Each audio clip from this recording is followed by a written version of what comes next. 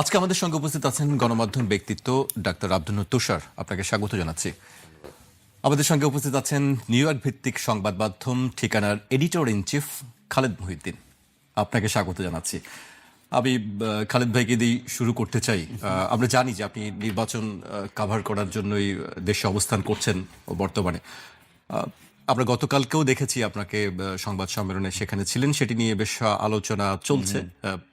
আপনার কাছে জানতে চাই আসলে নির্বাচন কেমন দেখলেন? আসলে নির্বাচন কেমন দেখলাম, আমি ঢাকার বাইরের কোনো কেন্দ্রে যাওয়ার আমি সুযোগ পাই নাই। ঢাকার ভেতরের 6টা আলাদা কেন্দ্রে আমি গেছিলাম। তো সেই ক্ষেত্রে সকালে আমি যে কেন্দ্রে গিয়েছি সেটা হচ্ছে গুলশান মডেল স্কুল ও কলেজ কেন্দ্র, যেখানে আসলে প্রধান উপদেষ্টার ভোট দেওয়ার কথা। এটা আমি জানতাম, যেটা আমি জানতাম না যে ওইখানে আসলে বিএনপির চেয়ারপারসন তারেক রহমানের ভোট দেওয়ার কথা। তো ওইখানে প্রচুর পরিমাণে গণমাধ্যম, মাইক, আমি ওইখানে এই দেখে ওইখান থেকে তাড়াতাড়ি চলে আসলাম এবং একটু ব্যালেন্স করার জন্য আবার গেলাম হচ্ছে মিরপুর মণিপুর স্কুল, যেখানে হচ্ছে জামায়াতের আমির যেখানে ভোট দিলেন। তো আমি যখন ওখানে গেছিলাম তখন জামায়াতের আমির সাহেব ওখানে ছিলেন।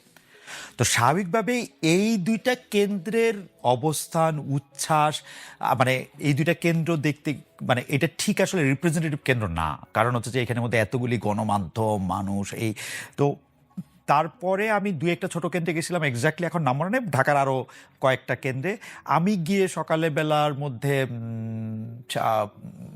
2.5 ঘন্টা পরে কোন একটা কেন্দ্রে গিয়ে দেখলাম যে 5-6% মতো ভোট পড়ছে। 3 ঘন্টা পরে কোন একটা কেন্দ্রের মধ্যে গিয়ে দেখলাম যে 11% মতো ভোট পড়ছে। তো ভোটের সংখ্যাটা পরে মনে হয় একটু বেশি হারে ভোট লোকে দিছে অথবা ভোট বাড়ছে, আমি জানি না।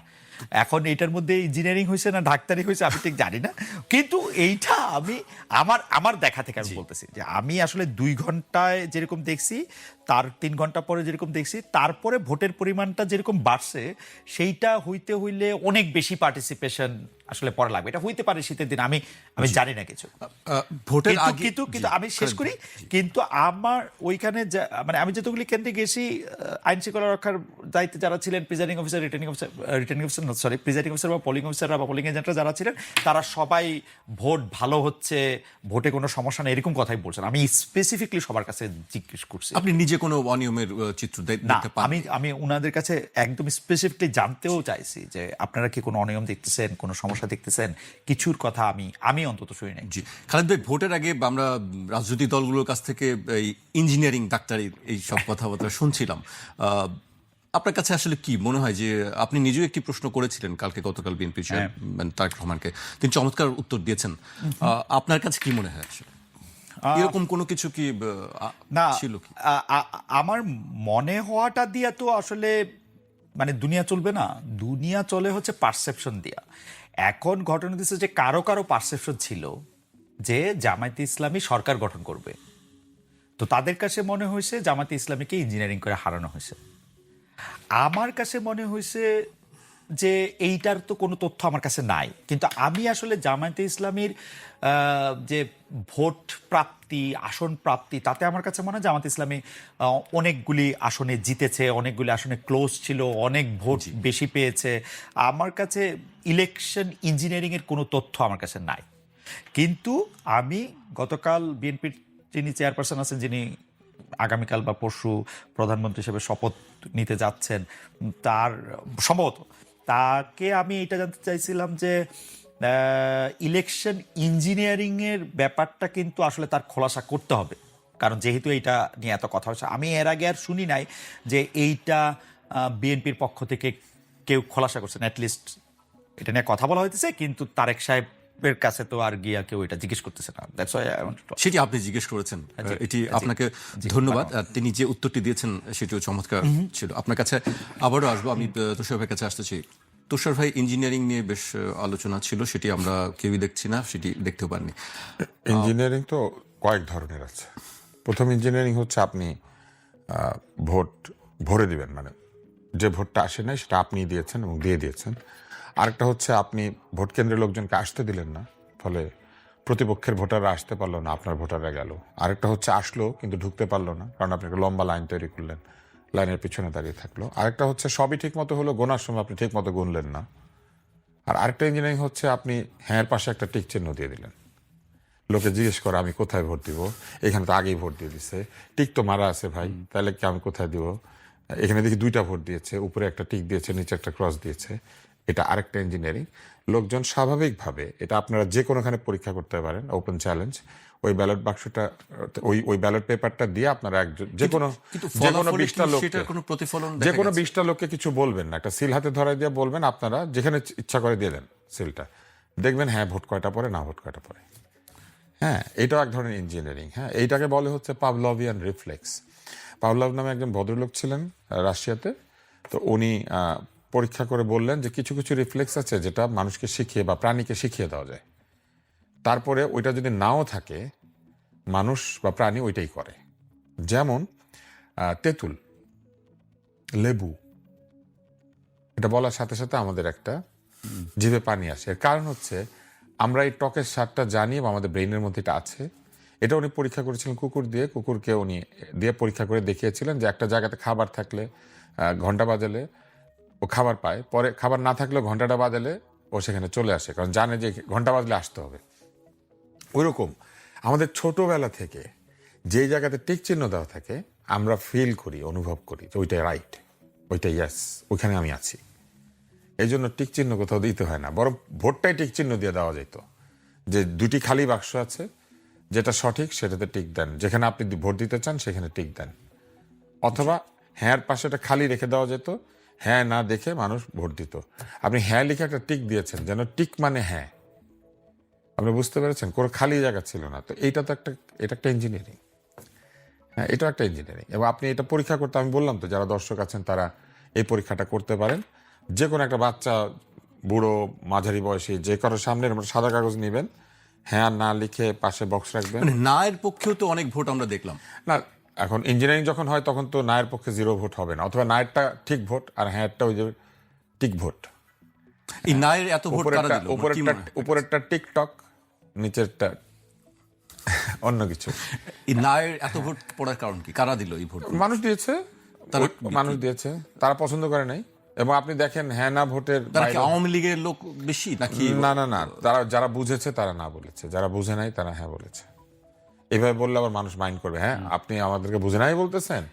না, ওরা বুঝে নাই যে এখানে টিকটা দিয়েছে যে তাদের মাথাটা একটু করার জন্য। আর একটা বড় ব্যাপার হচ্ছে আমি নিজেই তো বুঝি নাই। না, তুষার ভাই, আমি একটু হাসান আপনার অনুমতি নিয়ে একটু তুষার জি, ভাইকে অবশ্যই। বলি। জিনিসটা হলো যে তুষার ভাই, এইটাতে এমন একটা ভোট, গণভোটটা, জামায়াত বলছে হ্যাঁ দিতে, বিএনপি বলছে হ্যাঁ দিতে, এনসিপি বলছে হ্যাঁ দিতে, তো সরকারও বলেছে হ্যাঁ দিতে। হ্যাঁ, সবাই সরকার হ্যাঁ দিতে বলছে, সরকারেরই এটা এবং বেবি। সরকার ওদেরকে বাধ্য করেছে হ্যাঁ হ্যাঁ, দিতে। তো এটাতে 75% কম হলো না, 95%? না না, কম তো হয়েছেই, কিন্তু সবাই- এটা তো আগেই জিতেছে। হ্যাঁ। এই ভোটটা তো আগেই জুলাই সনদে যখন স্বাক্ষর হ্যাঁ, হয়েছে, হ্যাঁ। যারা এই ভোটে অংশ নিচ্ছেন, হ্যাঁ। এনসিপি বাদে সবাই এটাতে আগেই হ্যাঁ বলেছে। আগে বলছে, হ্যাঁ। এনসিপি তো না বলা লোক হ্যাঁ। এটার পক্ষে গিয়েছে। এবং এই হ্যাঁ কেউ ভোটটার, আবার technically এই হ্যাঁ ভোটটার ব্যাপারে বিএনপিও তাদের ম্যানিফেস্টোর মধ্যে বহু জায়গাতে না দিয়ে রেখেছে, হ্যাঁ, তাই না? এই হ্যাঁ ভোটের ভিতরে যে প্রশ্ন আছে, নোট অফ ডিসেন্ট আছে, নোট অফ ডিসেন্ট আছে, সেইগুলিকেও কিন্তু দিয়ে দেওয়া হয়েছে। অতএব এটা নিয়ে আপনি যে প্রশ্নটা করেছেন, ইঞ্জিনিয়ারিং এর প্রশ্নটা ছিল, আমি একটু লম্বা করেছিল, উত্তরটা শেষ করে, কারণ আমি খালেদের কথা খুব পছন্দ করি। ও প্রশ্ন করলে আমার ভালো লাগে। আমরা শুনতে চাই, বেশিরভাগ আজকে খালেদ ভাইয়ের কথা শুনতে তো চাই। এখানে শেষ করি। সেটা হচ্ছে যে ইঞ্জিনিয়ারিং এর তো একটা অংশ গেল, এরপরে আরেকটা ইঞ্জিনিয়ারিং হচ্ছে যে কেউ যদি এটা নিয়ে প্রশ্ন করে তাহলে তাকে ধরেন। এবার আমি গল্পটা বলি, সেটা হচ্ছে আমি কি করলাম, আমি দেখলাম যে বহু লোক বহু পরিসংখ্যান দিচ্ছে, তা আমি 2-3 জায়গাতে একটা পরিসংখ্যান পেলাম, তা আমি এটা কপি করলাম, করে পেস্ট করলাম, করে আমি এটাকে ফেসবুকে স্ট্যাটাসে দিয়ে দিলাম, দিয়ে আমি এই যে পাভলভিয়ান রিফ্লেক্সের মতো টেস্ট করলাম। করার পর আমি দেখলাম যে প্রেস উইং বলল আব্দুল নূর তুষার এটা ছড়িয়েছেন। আমি মোটেও এটা ছড়াই নাই, এটা আগেই ইন্টারনেটে ছিল, ফেসবুকে ছিল, আমি শুধু এটা নিয়েছি। এদের অবস্থান হচ্ছে এইরকম যে এরা যাকে মানে পছন্দ করে না তাকে আবিষ্কার করে তাকে ফলস বলতে থাকে। ওদের কাজ ছিল এটা প্রথম যখন এটা বেরিয়েছে তখনই যেটা ফলস সেটা বলা, এবং এরা এইভাবে মানুষকে বিভ্রান্ত হতে দিয়েছে আগে এবং নিজেরাও বিভ্রান্ত করেছে। এটাও এক ধরনের ইঞ্জিনিয়ারিং, এবং সেই ইঞ্জিনিয়ারিংটা দেখেন একবার হাতে কলমে প্রমাণ করে দিয়েছে। এটা কিন্তু আমার লেখা না, এটা আমি কপি করেছি, পেস্ট করেছি, কিন্তু লিখি নাই, এটা কপি পেস্ট। এরা আমার উপরে তাকিয়ে ছিল, তুষার কি লেখে রে, তুষার কি লেখে রে, অন্যরা যে লিখেছে সেটা দেখে নাই, আমারটা দেখার সাথে সাথে মনে হয়েছে আরে এটা তো ফলস, পাইছি রে। ওনারা আমাদের পায় নাই, আমি ওনাদেরকে পাইছি এবং পেয়ে আমি এটা দিয়ে দিয়েছি দেখানোর জন্য যে এরা এইভাবে লেগেছিল, এরা এইভাবে আনিস আলমগীরের পিছনে লেগেছিল। এবং সে যখন বন্দী হয়েছে তখন তাদের মনে ছিল না আন্দোলনটা আন্দোলনটা সাংবাদিকদের জেলের বাইরে রাখার জন্য না, সাংবাদিকদের জেলের ভিতরে ভরার জন্য না, কথা বললে তাদেরকে ঢুকিয়ে দেওয়ার জন্য না জেলখানায়। এরা সেগুলোর জন্য দেখেন মাফ চেয়েছে। কেউ যদি আমাদের কথায় আমাদের কাজে কষ্ট পেয়ে থাকেন আমাদেরকে মাফ করে দেন, ইম্পসিবল, মাফ করার প্রশ্নই উঠে না। ক্ষমতাকে প্রশ্ন করার জন্য মানুষকে যদি আন্দোলনের পরে জেলে যাইতে হয়, তাহলে এই গণভোটকে আমি 36 বার না বলবো। কারণ এই গণভোট করেছে যারা, তারা ক্ষমতাকে প্রশ্ন করার দায়ে মানুষকে বন্দী করেছে। শেখ হাসিনার মতো নির্লজ্জতার ভিতরেও যে প্রশ্ন নয় তেল নিয়ে এসেছি, সেই অনুষ্ঠান থেকেও কেউ বন্দী হয় নাই। অথচ ফেসবুকে প্রশ্ন করার কারণে মানুষ বন্দী হয়েছে। গণতন্ত্রের ঠিকানা অনেক সুন্দর, কারণ আলহামদুলিল্লাহ যে এই গণভোট হোক আর যেই ভোটই হোক, এই অত্যাচারী অন্তর্বর্তী সরকার বিদায় নিচ্ছেন। তুষার ভাইয়ের কথা শুনছি, আমরা খালেদ ভাইয়ের কাছে আসতে চাই। খালেদ ভাই, অনেক প্রশ্ন আছে আপনাকে, আপনি সবসময় প্রশ্ন করেন, আজকে আপনাকে অনেক প্রশ্ন করতে চাই, সেই সময় হবে কিনা না প্রশ্ন করেন। আমি শুধু তুষার ভাইয়ের মানে প্রথম কথা হচ্ছে আমি কোনো উত্তর জানি না, সুতরাং আমার কোনো টেনশন নাই। আমি শুধু তুষার ভাইয়ের কথা থেকে একটু বলি যে গত সরকারের সময়টা কিরকম ছিল। গত সরকারের সময় 2015 সালে আমি শেখ হাসিনা সাবেক প্রধানমন্ত্রী ওনাকে একটা প্রশ্ন করছিলাম একটা সংবাদ সম্মেলনে। ওই এক প্রশ্নের জেরে আমি তারপরে 2018 নির্বাচনের শেষ পর্যন্ত বাংলাদেশে ছিলাম। আমাকে আর কোনোদিন প্রধানমন্ত্রী কার্যালয়ে কোনো অনুষ্ঠানে কখনো কোনো সংবাদ সম্মেলনে অথবা কোনো অন্য কোনো অনুষ্ঠানে কখনো দাওয়াত দেওয়া হয়নি। জেলে তো নেই না, জেলে নেয়। কিন্তু কোনো দিন মানে আমাকে কোনো মানে একদম অনেক ইয়া ছিল। আবার তুষার ভাই জেলে তুষার ভাই জেলে কিছু কিছু লোকরে উনি নিছেও। আমরা যদি একটু মনে করি, আমরা মনে করলে দেখবো যে কার্টুন আঁকার জন্য কিশোরকে জেলে নিছে। আমরা যদি দেখি যে ওই ভাইকে মেরে ফেলছে, মানে আমাদের যে কুমির ইয়া ছিল তুষার ভাই, ওনার নাম জানি কি, যে কিশোর সাথে যাকে জেলখানায় নেওয়া হয়েছিল, উনি জেলখানায় মরে গেছিলেন আসলে। তারপরে আমরা দেখি যে সাইফুজ্জামান শিখর, হ্যাঁ, এই জন্য তো অত্যাচারে বিদায় হওয়ার কারণে আমরা খুশি হয়েছি। ওই একই অত্যাচার হইলে আমরা এই অত্যাচারে বিদায় তো খুশি হওয়ার কথা। অ্যাবসলিউটলি। কিন্তু মানে মানে ঠিক মানে তুলনা করলে আমিও সোহাগকে প্রশ্ন করার দায় আমি টেলিভিশনে ঢুকতে পারি নাই 5 বছর। এক্স্যাক্টলি, হ্যাঁ। তুলনা করাটা আসলে একটা অনুচিত কাজ। কারণ হচ্ছে যে আমি তুষারের সাথে শতভাগ একমত। আমরা তো ওই বন্দোবস্ত বা ওই ব্যবস্থাপনা চাই নাই বলেই আমরা খুব খুশি হইলাম, আনন্দ করলাম, খুব ফুর্তি করলাম, খুবই মানে কি বলবো আনন্দের চোটে আমার ডয়েচে ভেলের চাকরি শেষ হয়ে গেছিল। মানে আমি হচ্ছে ছুটিতে ছিলাম। মানে ঘটনা হয়েছে জুলাই মাসে, এটা হয়েছে তো আমি 5 জুলাই একটা শো করছিলাম, 12 জুলাই, 19 জুলাই, 26 জুলাই। তারপরে হচ্ছে যে এখন আপনি একটা জায়গায় কাজ করলে আপনি অবসর প্রস্তুতিকালীন ছুটি আছে না, সেই অবসর প্রস্তুতিকালীন ছুটিতে আমি চলে গেছি, যেটা আগে থেকে ঠিক করা। মানে আমি এত খুশি হয়েছি, ডয়েচে ভেলে যখন আমার ছুটি থেকে আমাকে অনুরোধ করলো যে এত বড় ঘটনা ঘটছে, তুমি আইসা একটু এই অনুষ্ঠান এই 3-4 দিন এটা করে দেওয়া যাও। এবং এইটা তারা মানে কি বিপদে পড়ছে তুষার ভাই জানেন? তুষার ভাইকে বলি ইয়ারে বাদ দেয়া, ওদের বিপদ হচ্ছে ওরা আমাকে আর পে করতে পারবে না, বিকজ ওদের পুরো পেমেন্টের বাদ হয়ে গেছে, মানে শেষ হয়ে গেছে, ওদের সাথে আমার সম্পর্ক শেষ। আমার ফ্রিল্যান্সার হিসেবে কোনো টাকা দিতে পারবে, বিকজ আমি একটা ফ্রিল্যান্সার। এখন আমাকে পয়সা মানে এটার মধ্যে পয়সা দিতে পারবে না। আমি যদি ওইখানে যদি আমি আহত হই, নিহত হই, আমার মাথার উপরে যদি ওদের কোনো কিছু একটা খুইলা পড়ে, ইউরোপিয়ান ইন্স্যুরেন্স সিস্টেমে আমাকে অনেক টাকা দিতে হবে, হ্যাঁ অনেক ক্ষতিপূরণ দিতে হবে। ওরা মানে এইটা আমাকে ওরা বলা, এবং 3 দিন মানে এটা তো জাস্ট আমি খালি জাস্ট খুশি হয়েছি। আমি তখন আমেরিকাতে আসবো, আমার সব কিছু আমি প্যাক করতেছি, কিন্তু খুশিটার চোটে আমি 5, 6, 7, 8, 4 দিন আমি ডয়েচে ভেলেতে আমি অনুষ্ঠান করছি। 1টা 2টা না, 3 ঘন্টা 4 ঘন্টা 5 ঘন্টা পুরাটা সময়। এই যে আমরা খুশি হইলাম, এই খুশিটা আমরা কেন হয়েছি? মানে ইউনূস সরকার আইসা আমাদেরকে চাকরি দিবে, ইউনূস সরকার আইসা আমাদেরকে উপদেষ্টা বানাবে, এই যে ইউনূস সরকার আইসা আমাদেরকে 2টা টাকা দিবে, ব্যবসা দিবে, বাণিজ্য দিবে। আমি তো ওই সময়ই খুব ভালো করে জানি যে ইউনূস সাহেব এখন থেকে আর আমরা চিনবে না। আমি আজকে থেকে আমি আপনার বলে রাখি, আমি আপনার নর্মাল কথা বলি, কেন আমার তুলনা শুনলে আমার রাগ লাগে। তারেক সাহেবকে আওয়ামী লীগ সরকার গত কতদিন মানে তুষার ভাই ডেট মনে থাকে, আমার ডেট মনে থাকে না, মানে একটা সময় থেকে বলা হলো না যে উনাকে আর দেখানো যাবে না, উনাকে আর সাক্ষাৎকার নেওয়া যাবে না। ওরও 2 বছর আগে থেকে, মানে মোটের উপর 5 বছর আগে থেকে আমি জনাব তারেকের একটা ইন্টারভিউর জন্য আমি পিছিয়ে পিছিয়ে ঘুরতেছি। ইন্টারভিউ দেয় নাই তো দেয় নাই, যে আচ্ছা ঠিক আছে আমি কারোর সঙ্গে কথা বলতেছি না। তারপর তো কথা বলতে শুরু করলো, আজকে বিবিসি, কালকে আল জাজিরা, পরশুদিন রয়টার্স, তো কথা বলে, এখনো তো দেয় নাই। এটা কারণ কি? আমরা ইন্টারভিউ নিতে গেলে সবসময় দেখা যায় যে আমরা পিছিয়ে থাকি, যারা ফরেন মিডিয়া যেগুলো আছে তারা সবসময় পেয়ে যায়। আমার মনে হয় যে ফরেন মিডিয়ার একটা গ্ল্যামার এটাকে আকর্ষণ করে। কিন্তু আমার ক্ষেত্রে আমি বলি, আমি তো ডয়েচে ওয়েলে, আমি তো ফরেন মিডিয়াতে ছিলেন এবং বাংলাদেশের মিডিয়াতে উনার ইন্টারভিউ নেওয়া বন্ধ। আমি মানে ওই যে উনার প্রেস টিম দুই একজন তো এখন আছে, উনাদের কাছে জানতে চাইলে যেতে পারবেন না। আমি কোনো স্টোন আনটার্ন রাখি নাই, দেয় নাই তো ইন্টারভিউ। এখানে আসার পরেও তো আমার ডয়েচে ওয়েলের সাবেক কলিগ আরাফাতকে উনি ইন্টারভিউ দিল, আমাকে দিল না তো, দেয় নাই তো। এবং আমি বলি, এটা তো প্রধানমন্ত্রী হওয়ার আগেই দেয় নাই, প্রধানমন্ত্রী হওয়ার পর আরো দিবে না। এখন এটা বলতে পারে যে ভাই ভাল লাগে না, বা তোমার ভাল লাগে না, বা তোমার প্রতিষ্ঠানের ভাল লাগে না, এই জন্য দেই না। কিন্তু ঘটনা এরকম আবার নাও হইতে পারে, আমি ঠিক জানি না। মানে দুটি বিষয় হতে পারে। আমরা সবসময় দেখি যে পরিবর্তন হয়েছে। আপনি যেটা বলছিলেন যে ডক্টর ইউনূস সাহেব, আপনি ভাবছিলেন যে তিনি এখন আর আমাকে চিনবেন না, আমাকে আর ইন্টারভিউ দিবেন না, এরকম তো আমরা অনেকের ক্ষেত্রেই দেখি। এই বিষয়গুলো কেন হয়? এটা কি ক্ষমতায় যাওয়ার পরেই না, এটা যেটা হয় যে ক্ষমতায় যাওয়ার পরে বা ক্ষমতায় থাকাকালীন সময় কিছু লোক মনে করে যে আমি কোনো আনকমফোর্টেবল কোশ্চেনের সম্মুখীন হব না। এক্স্যাক্টলি, আমার কোনো কোশ্চেনে আমি আনকমফোর্টেবল হব না। আপনারা বলতেছেন তো যে তারেক সাহেব গতকাল কোশ্চেনটা ভালো হ্যান্ডেল করছে, কিন্তু আপনি যদি তারেক সাহেবের পাশে আপনি মির্জা ফখরুলকে দেখেন, যারে দেখে আমার আরো বেশি হাসি পাইছে।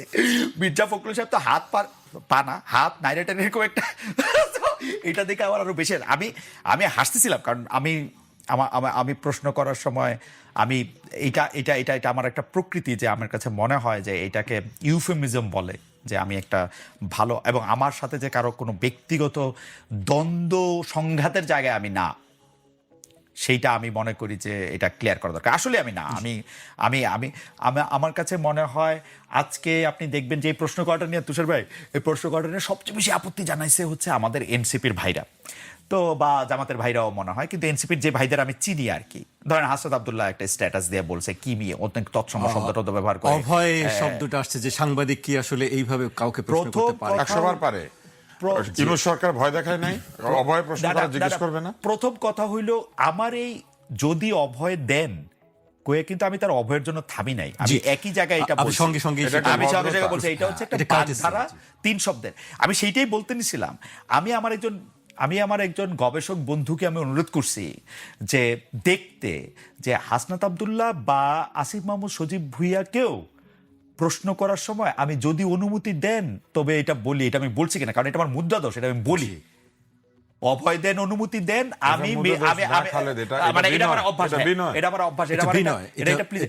আমার ধারণা, আমি এটা জামায়াতের আমির সাহেবকে বলছি, আমির সাহেব তো এখন ক্ষমতা আসে না, আগেও ক্ষমতায় ছিলেন না, যে ক্ষমতার সাথে গিয়ে আমি, এবং এইরকম করে হাইসাই বলছি, মানে হয়তো অত বেশি, কারণ মির্জা ফখরুল সাহেবের দিকে আমার আসলেই অনেক বেশি হাসি পেয়েছে, উনি এত বেশি উত্তেজিত হয়ে গেছিল, হাত টাত নাইরে একেবারে একটা অবস্থা আর কি।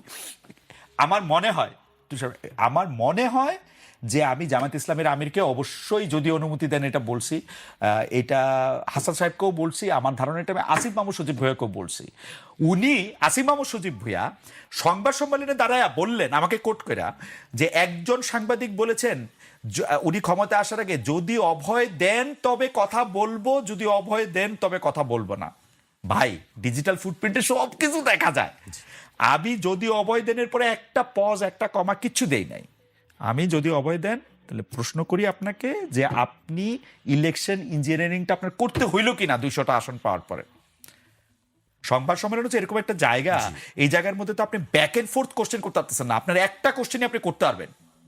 তো এখন অনেকে আমাকে এই জ্ঞান দিচ্ছেন, কত প্রশ্ন করার ছিল, আপনি অনেক প্রশ্ন করতে পারতেন, যে ভাই আমি ছাড়াও তো ওইখানে 500 সাংবাদিক ছিল, তো ভাই আরো 15টা প্রশ্ন হয়েছে, তো আপনি সন্তুষ্ট থাকেন। কিন্তু সবচেয়ে বড় জিনিস, এই প্রশ্নটি হয়তো আর কেউ করতেন না, যেটি আমি জানি না, এই প্রশ্নটি নিয়েও আমি অনেক প্রাউড, এই প্রশ্নটা আমি কইরা একদম পৃথিবী উল্টাই ফেলছি, এটা আমি ভাবি না।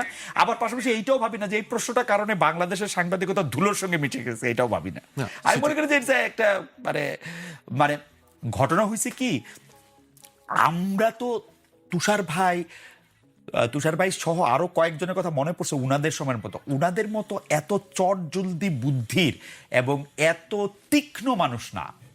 আমরা তো এটা মানে মাঠের রিপোর্টার, ওই সময়টা মনে হয়েছে 4-5 ঘন্টা ধরে, এর আগে আরো 2 ঘন্টা ধরে প্রস্তুতি ওনার কাছে, মানে কি প্রশ্ন করব, ওটা আমার কাছে ওই সময় মনে হয়েছে যে I could ask this question. কিন্তু এটার মানে তেল, এটার মানে তোষামদি, এটার মানে, এবং বাবারে বাবা কতগুলি বর্গের খবর্গের শব্দ ব্যবহার করেন ওনারা।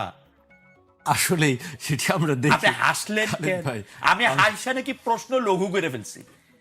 এত বড় প্রতিষ্ঠানে, এত বড় অনুষ্ঠানে নাকি হাসা যায় না? সেটি আসলে এক একজনের যার যে অবস্থান, কিন্তু আমার মনে করি, আমি আমার যেটি ব্যক্তিগত একজন সাংবাদিক হিসেবে মনে করি, এটি এক একজনের না ঠিক আছে, আমি এইটাও মানতে রাজি আছি, এইটাও মানতে রাজি আছি। তুষার ভাই যদি এখন আমার সাংবাদিকতা শিক্ষক হিসেবে বলে খালেদ এটা করছো কেন, এটা করা তোমার ঠিক হয় না, আমি এইটা মানতে রাজি আছি। কিন্তু তুষার ভাই যদি আমারে বলে খালেদ তুমি এটা করছো তারেক সাহেবের কাছে টাকা খাইয়া, দ্যাটস মাই প্রবলেম। যে মানে এটা আপনি তো আমরা কইতেই পারেন ভাই, আমরা তো পাবলিক প্রেজেন্স আমাদের, আপনি তো কইতেই পারেন তোমার এটা ঠিক হয় নাই, তোমার এটা ভালো হয় না, এটা তো আপনি 100 বার কবেন ভাই। আমি তো ঠিক ভালো ব্যাপারটা জানিও না আসলে। জি, ঠিকই বলেছেন খালেদ ভাই।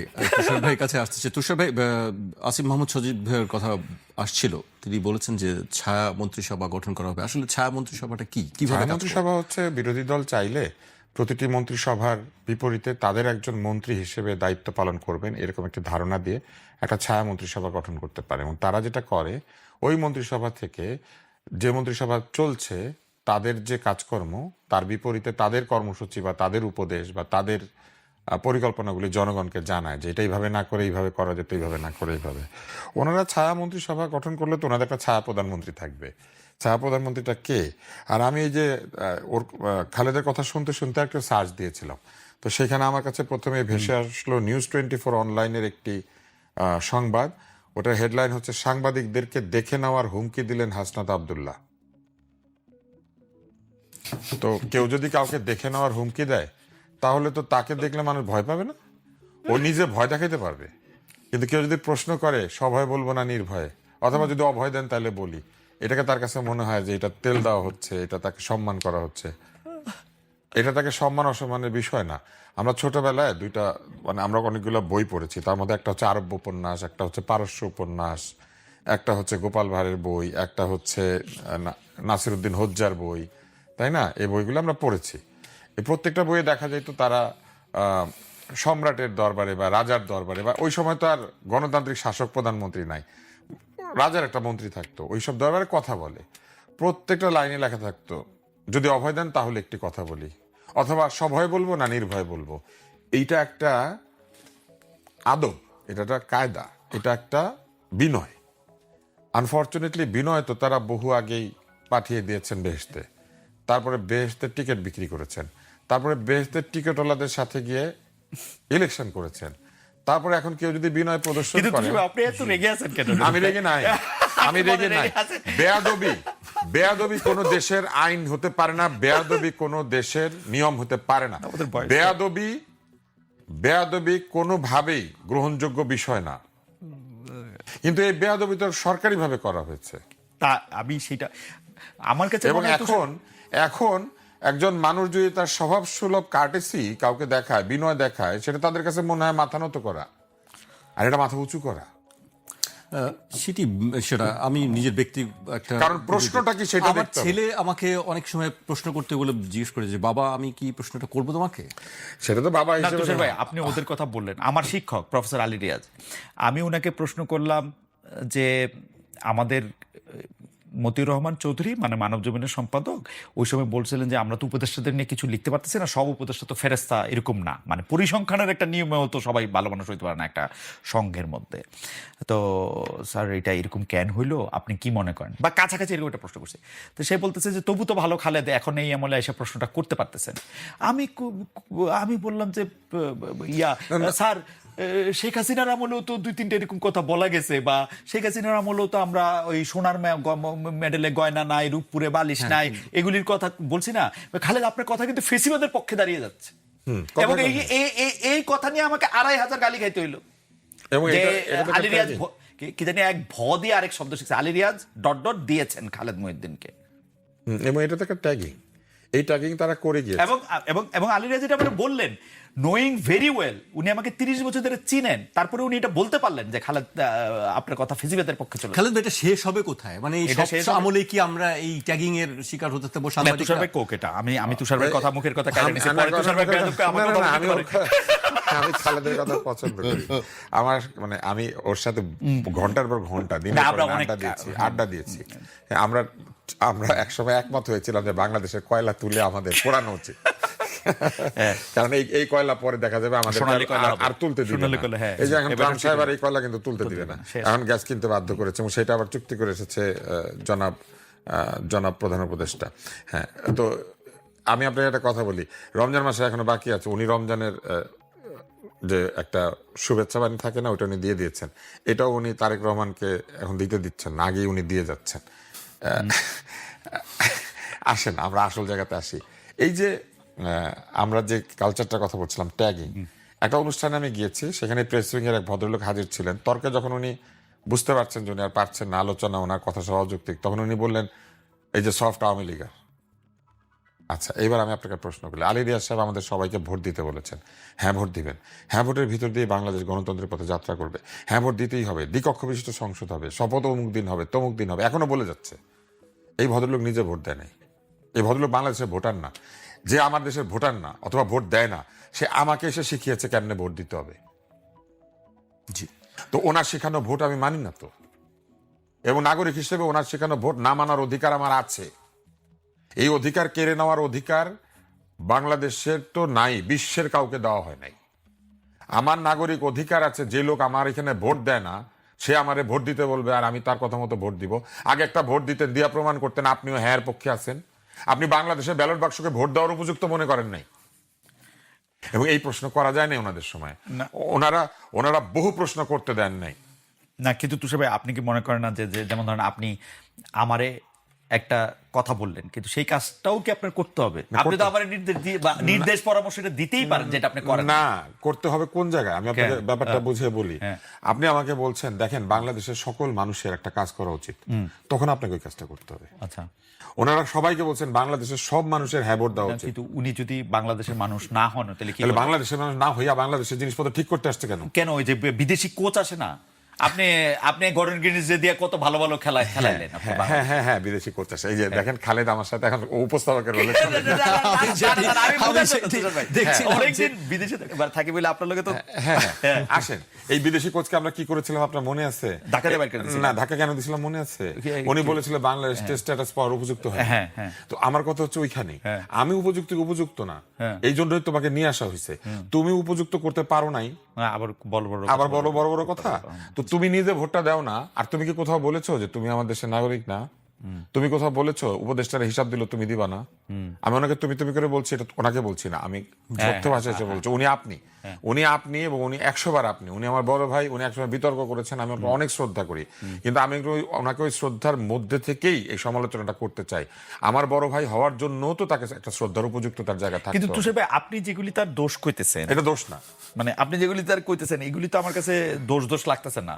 বিদেশি একটা লোক যার জন্ম বাংলাদেশে, সে বাংলাদেশটা উদ্ধার করতে তো আসতেই পারে। হ্যাঁ, আসতে পারে, অবশ্যই। কিন্তু আপনি উদ্ধার করে দিলেন যখন, মনে করেন আপনি মাঠে ঘাস লাগিয়েছেন। এই পুরা ইলেকশনে তো শুধু আলী রিয়াজ স্যার জিতছে 77%, ফ্লাইং কলার। এক্স্যাক্টলি, উনি ফ্লাইং কলার। আর এবং উনি জিতার আগেও জিতছে, সবাইরে কনভিন্স করে ফেলাইছে। এবং একটা টিকও দিয়ে দিয়েছে আগে, যা করার তাই করেছে। এখন কিন্তু উনি নিজে ওই টিকের পক্ষে গিয়ে একটা সিল মারে নাই। এই নির্বাচনের কোথাও উনি অংশ নেয় নাই। যে সংবিধান বদলানোর জন্য উনি গণভোট করছেন, সেই সংবিধান বদলের পক্ষে ওনার হ্যাঁ নাই। জি, তুষার ভাই, তারপরে